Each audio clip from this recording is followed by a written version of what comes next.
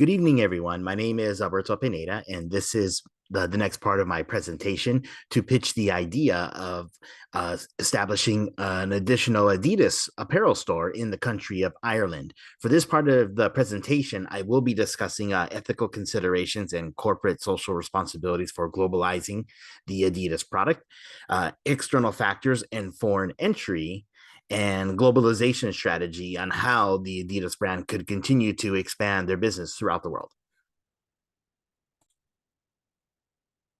First, we'll be discussing ethical considerations and corporate social responsibility for the globalization of the Adidas product, particularly establishing and creating new stores for their apparel.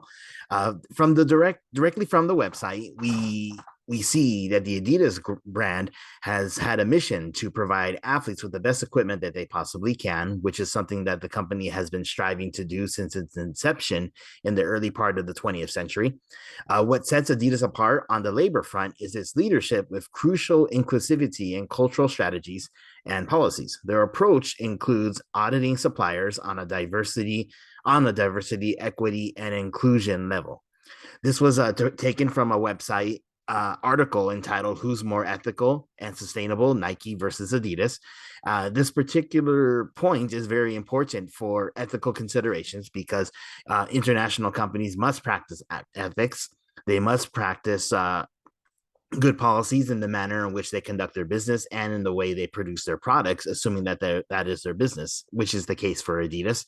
And then, of course, apparel companies, regardless of who they are, must take into consideration fair wages, making sure that workers are fairly compensated, other things of that nature to make sure that ethics are practiced on a corporate level within the organization itself.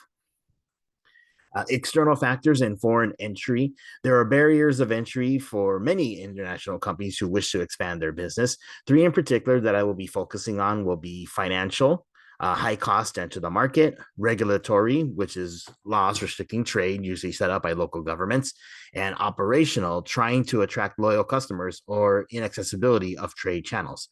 So these would be the three primary barriers of entry for international companies.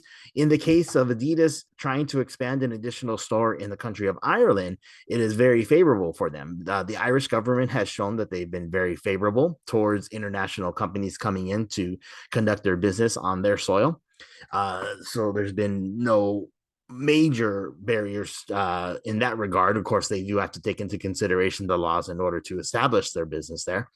Operational, the Adidas brand is very popular in Ireland, has a loyal, strong fan base, particularly of youth who enjoy athletic activities such as playing soccer. And then, of course, the financial costs as well, which aren't astronomically high as in regards to Ireland. So these barriers of entry, of course, are of consideration, but they wouldn't be too difficult for Adidas in order to establish and set up a new store within the country of Ireland. Lastly, the globalization strategy. A successful international strategy focuses on a single point of operation while exporting products and services around the world. When you choose to use this type of strategy, and the Adidas brand pretty much has from the beginning of their operations, this allows companies to build a standardized, immediately recognized brand, which the Adidas company is, consolidate management processes and lower costs, and simplify your product portfolio based on what performs well globally. So the Adidas company would take all of this into consideration. They would find the markets that are most desirable and strongest with fan enthusiasm, Ireland being one of them.